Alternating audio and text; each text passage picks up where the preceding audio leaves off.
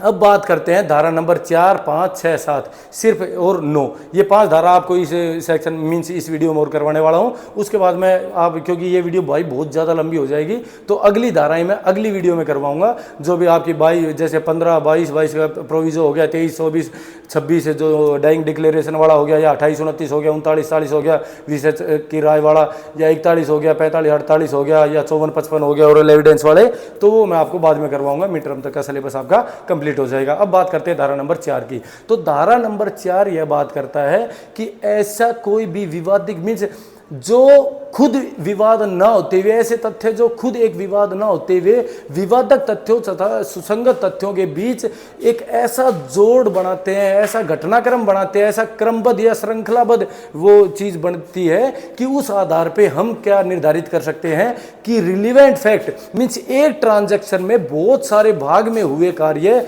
Means हमारी एक relevancy दिखाते हैं। एक ट्रांजैक्शन घटना एक हुई, उसके बहुत सारे पार्ट है। सुबह मैं निकला घर से, मैं गाड़ी ली, फिर मैंने असला लिया, उसके घर के बाहर रैकी लगाई, मैंने उसकी फील्डिंग लगा के उसको मार दिया। तो ये एक ही घटनाक्रम, एक ही ट्रांजैक्शन के बहुत सारे भाग हैं। तो मीन्स जो चीज खुद, जो एक तथ्य खुद विवाद ना होते हुए विवादक तथ्यों तथा सुसंगत तथ्यों के साथ मिलकर, साथ जुड़कर उसको घटनाक्रम से जोड़ते हैं, श्रृंखलाबद्ध बनाते हैं, क्रमबद्ध बनाते हैं और उसके बाद वे सुसंगत होते हैं, तो वो सब चीजें आती हैं सेक्शन नंबर 4 में।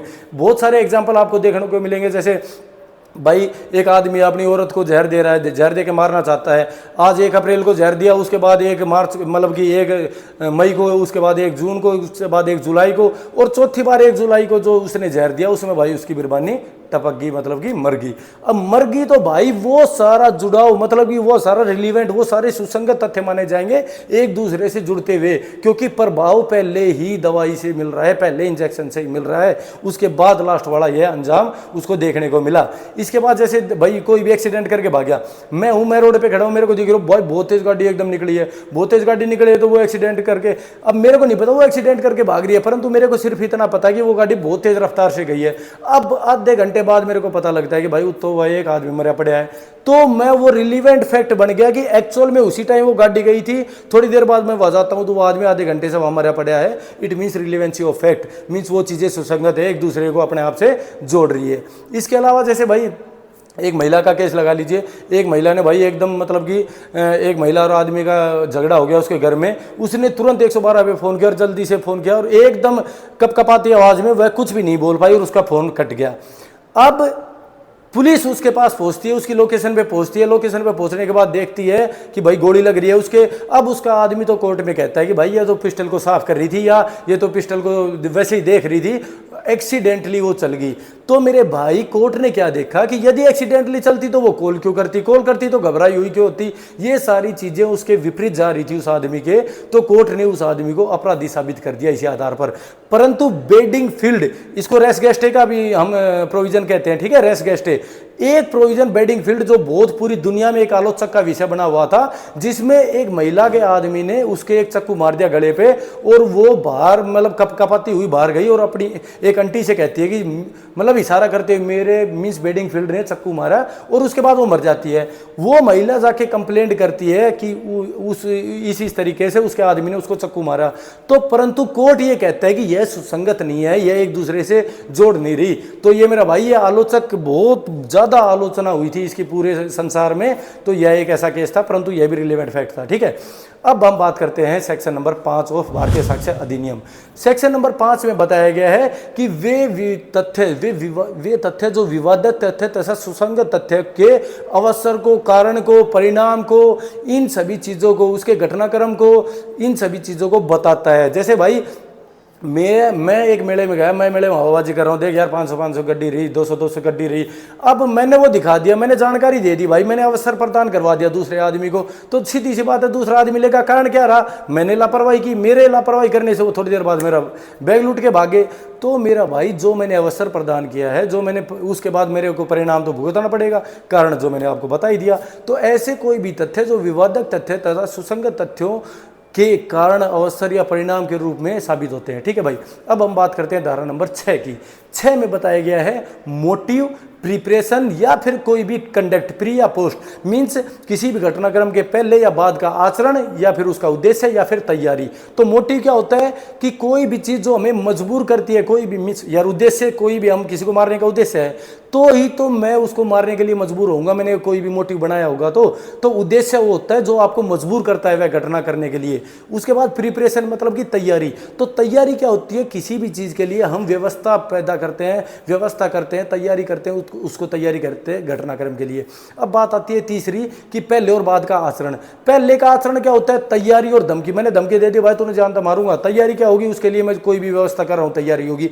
बाद का आचरण क्या हो गया, मैंने वह घटना घटित करके मैं कहीं भी छुप रहा हूं, मैं झूठ बोल रहा हूं, मैं मतलब कि बयान नहीं दे पा रहा हूं, या फिर मैं वहां से भाग गया, मीन से वहां से रफू चक्कर हो गया।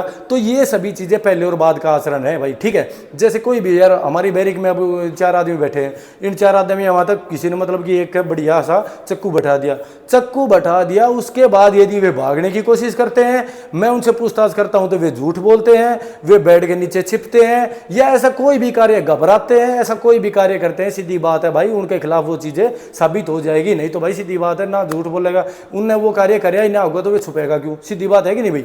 तो ये चीज आप ध्यान रखेंगे धारा नंबर 6 के तहत। अब बात करते हैं धारा नंबर 7। तो धारा नंबर 7 कहती है कि वे सभी तथ्य जो विवादक तथ्यों को स्पष्टीकरण के लिए, उनकी पहचान कराने के लिए मीन्स आवश्यक तथ्य होते हैं, उन सबूतों के बारे में, उन तथ्यों के बारे में बात कर रहा हूं कि इसकी फिर दोबारा डेफिनेशन बता देता हूं। वे सभी तथ्य जो विवादक तथ्यों को स्पष्ट करने के लिए, उनकी पहचान कराने के लिए आवश्यक तथ्य होते हैं, उनको ही हम धारा नंबर 7 के तहत कंसीडर करते हैं।